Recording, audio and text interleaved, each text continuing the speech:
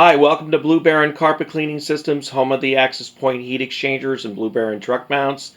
Here we have the Access Point heat exchanger with two divided water systems.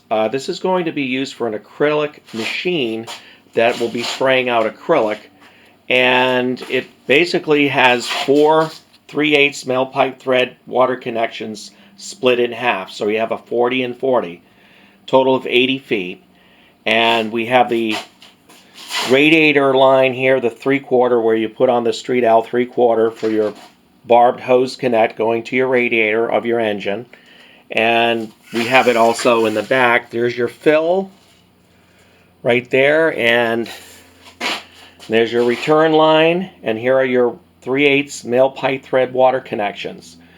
So this is kind of a design that we used outside the normal template by which we build. We usually just have two connections here, one inlet and one outlet, and instead right now we have two inlets and two outlets on either side. So as you can see, this is tailored for a special application that has nothing to do with truck mount carpet cleaning machines. It's actually for an acrylic spraying machine that uses the hot water radiator fluid that fills up into this stainless canister and transfers the heat over into two separate lines, and which will carry the acrylic.